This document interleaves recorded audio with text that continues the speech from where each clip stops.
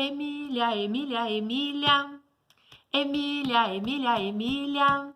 Ela é feita de pano, mas fala como ser humano. É uma boneca sapeca. Emília, Emília, Emília, Emília. Olá, meus amores! Quem lembra dessa peça do ano passado, né? A Fernanda, que fez a Emília. Ficou linda de Emília, vocês lembram? Então, hoje eu vim aqui para a gente falar um pouco sobre os personagens do mundo infantil, né? A gente vai falar bastante sobre alguns personagens, alguns complexos, outros não. Mas a gente vai falar hoje da Emília, né? A Emília é um personagem que foi escrito por Monteiro Lobato, né? Primeiramente, Monteiro Lobato lançou 8 livros como esse daqui, ó. Este é o 6º, mas são 8 livros e nesses 8 livros conta a história do Sítio do Pica-Pau Amarelo, né? Quando eu era criança, eu ia numa biblioteca e eu li todos esses livros. E hoje eu tenho esses livros porque depois eu adquiri ele para minha filha, que leu alguns, para falar a verdade, não leu todos. Mas, enfim, ela gosta das histórias. Mas, para mim, é uma relíquia maravilhosa.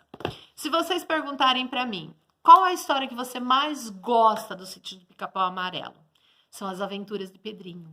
Eu acho que é a primeira história e eu gosto muito das aventuras do Pedrinho, né? Eu imaginava eu vivendo todas aquelas aventuras. Mas, lógico, como uma menina, eu sempre gostei muito da Narizinho, que era a dona da Emília, né? Se fosse para eu fazer um personagem quando eu era criança, eu queria ter sido a Narizinho, né? Nunca quis ter sido a Emília, não, né? Mas eu acho a Emília fascinante. Por que eu acho a Emília fascinante? Porque ela fala tudo que a gente tem vontade de falar. Porque a Emília não tem trava na língua. Porque a Emília ela é verdadeira. Ela fala coisas que ninguém quer ouvir, mas ela fala, né? Então a gente vai falar um pouco sobre a Emília.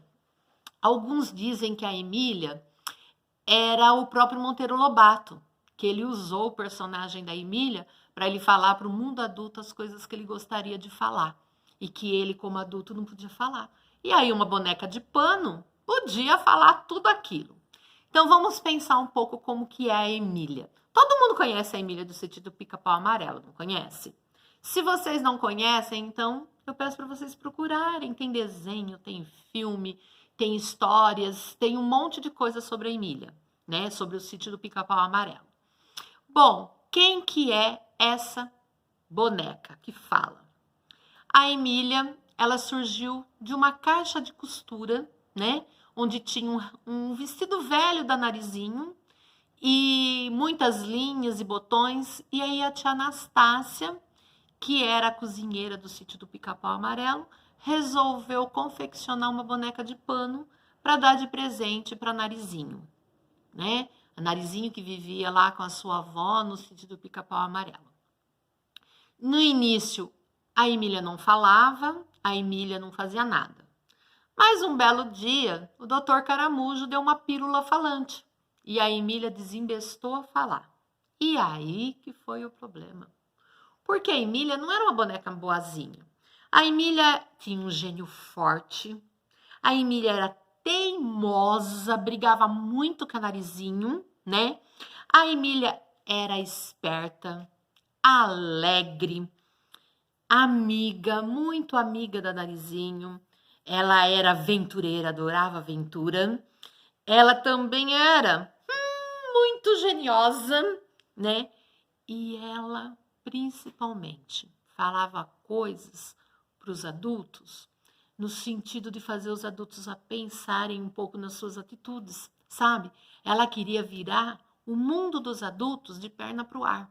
Porque às vezes o mundo do adulto é muito chato, muito certinho, muito cheio de regras. E aí a Emília surge para fazer isso, para subverter isso, para inverter tudo, né? Então a Emília é um personagem muito interessante. A gente está acostumado a ver nas histórias infantis, nos contos de fadas, Sempre a gente costuma ver um personagem, ou ele é um herói, ou ele é uma princesa, um príncipe, todo certinho, bonitinho, ou ele é um vilão, que ele não tem solução, ele é mal demais. Mas a Emília, ela é tudo isso junto, né? A Emília, ela é uma mistura. Ela não é uma vilã, mas em determinados momentos ela faz algumas coisas erradas, né? E que ela precisa consertar depois. Ela não é uma grande heroína, por quê? Porque ela é cheia de falhas de erro, né? Ela não é romântica, não é uma princesa que está esperando seu príncipe, não. Pelo contrário, quando arruma um casamento para ela, ela briga com o Rabicó, né? Então, ela não é uma princesa. A Emília é um personagem que, se a gente for procurar, não existe nenhum outro igual.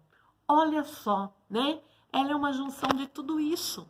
E ela é um personagem fascinante. A gente gosta muito da Emília. Então, hoje eu quis falar um pouquinho da Emília para vocês. Por quê?